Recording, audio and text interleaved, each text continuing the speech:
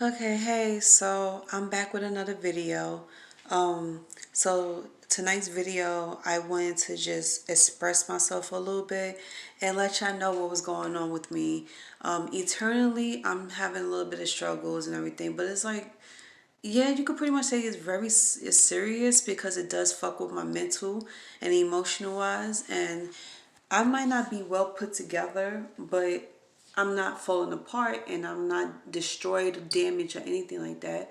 And I don't want nobody to look at me as damaged goods.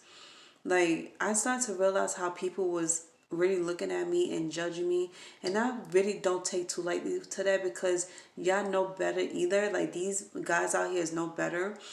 Now, I haven't spoken to women in a long time, and I don't know why. I just haven't thought about talking to another woman, and it's nothing personal. It's nothing like, oh, I had an argument with somebody and just called it quits. It was just the fact that I was so focused on other things in my life and what I wanted to do with myself for the next couple of months that I really didn't think about anything else. So I'm taking the time out now to really think about what I really want to do. I already know what I'm trying to do as far as my career life goes, but personal life, I was trying not to put so much thought into it, and I was just wanting to let it flow. And I was sitting here reading some scriptures and stuff, and I was sitting here thinking about what God was saying. Let it go, let it flow. And if you put too much thought on it, it won't happen the way you want it. And I prayed and prayed about it for so long about how my love life was going to go, because I had plenty of dates in the past and I had friendships in the past that led to more than that, and it didn't satisfy me at all. Now we're looking at more of the mental and emotional level rather than a physical level. Anybody could get physical any time of the day, but what you can't find is someone to connect with you on a spiritual level, on a mental level, and on a emotional level. So I kept saying to people that I wanted a companion, I wanted a best friend, I wanted a lover, and I wanted a boyfriend and a husband to be. So over and over, I kept saying that. And then I said, I wanted to make a vision board about what I wanted in my life and what's my timeline and what is the, time limit. So I'm not putting no time limit on anything. If it happens, it happens, whether it's 5, 6 months down the line, 2, 3 years down the line. I'm patient and I'm willing to wait for it.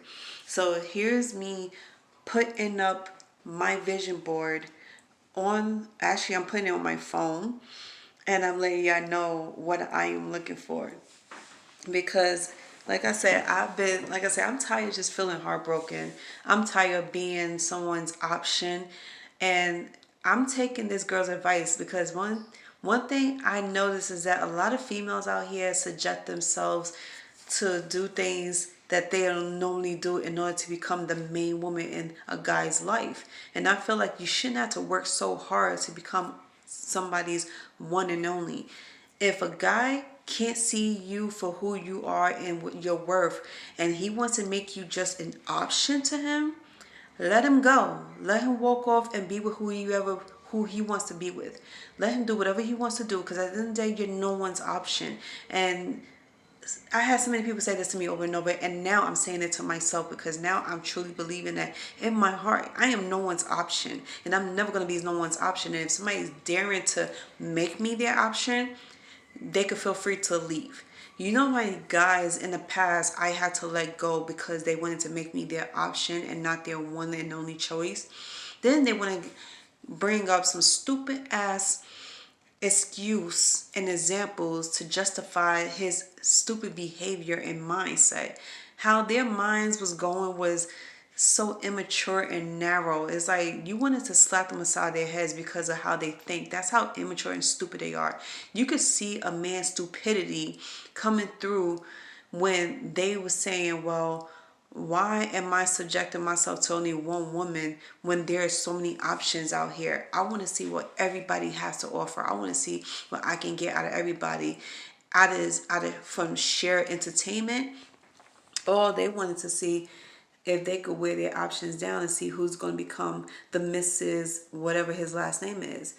And I'm sitting here looking at them like, I can't believe you really saying that. And then what's funny is that maybe about two or three guys actually admit to saying that to me.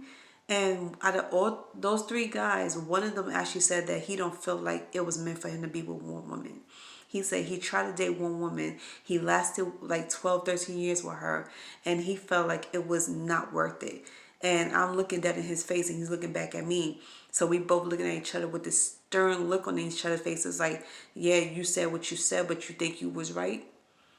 No, I don't think he was right about it. I think that was so appalling and so disgusting because if a female was to do that same shit to men, they would not like that. They would consider her a hoe or you unwifey material, you're unworthy of their time. So what they do, they back away from you and they never speak to you again. Or they decide to punish you by like leaving you alone. And it's called them giving them their space, whatever. No. I feel like if a guy rather walks away from you rather than trying to prove to you that he's that right man for you and that he could be in your life and he could be that great asset into your life, he could be somebody that you really need and crave for, then that man is not serious about you. And then once again, I had to look at myself about that because I considered a lot of guys in my past to be the perfect one for me. Come to find out they wasn't the perfect one for me. And I sat here and assumed so much about one person in particular that I thought he was husband material. I had to take a good look at who he really was. And I had to catch him off guard and to see what it was really like to be around him for a day or two. And when I finally saw his colors and his true colors at that, it's like his mindset, his attitude towards his life, towards his body, towards his future and what he was looking for, it was time for me to go. And it broke my heart, but I had to let him go. So when he finally realized that I was not fighting for him no more, that I let him walk off, not only that he felt like I wasn't serious about him, but at the same time, it gave him that wake-up call like, oh shit, like, I didn't hurt this girl. Like, I lied to her. I cheated on her. I did her dirty and didn't take her serious. Now I gotta figure out how to make myself look better in her eyes and not be an asshole and not let her see that I'm an asshole.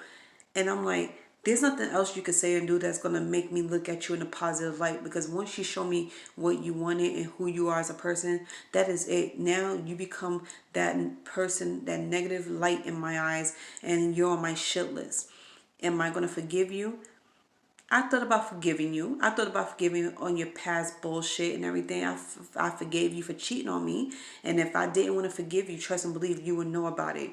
Because one, I'm not shy of speaking how I feel on any surface. Like seriously, platforms, Facebook, Instagram.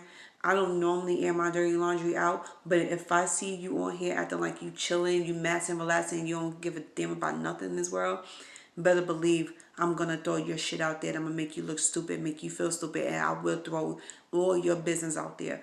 But at the same time, like I said, when I look back on my past relationships and how I acted, I didn't want to prove to this guy that I was just as worse as he is, attitude wise. My personality was not like his at all, but I was about to show him that it was like his because I was gonna throw his dirty laundry out on Front Street. So to prevent myself from going down that lane and to prove him right, I kept my mouth shut and I just let it go. I pray for him and I pray for me. And every single day and night, I pray for myself more and more. And I ask God for forgiveness because I let this man get under my skin and I let him get the best of me. I let him see me upset. And not only that, I wanted to air his dirty laundry out, talking about his past business. And I wanted to sit here and just give him what I got. With all that anger, I could have used it for something else.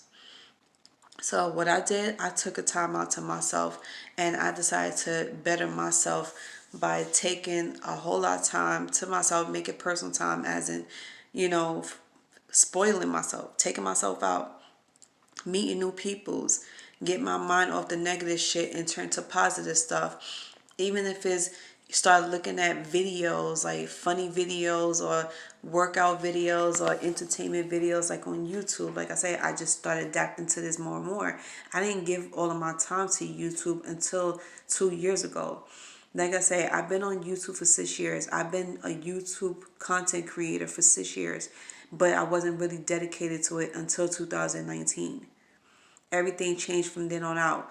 When I started getting myself together and I got my mind cleared up and my heart cleared, everything was looking fine for me. I was happy more than ever. I felt so pure and so open to life again that I wanted to try out different things. So I started making new friends.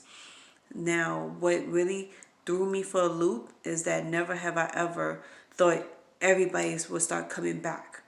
So when they talk about this whole retrograde situation that was going to happen, I didn't know what it was, but now I'm starting to learn a lot about it, and now I know clearly what it's about. It's crazy. So stick out for part two for how my results ended on bumping into my exes again and destroying my ex best friend's relationship.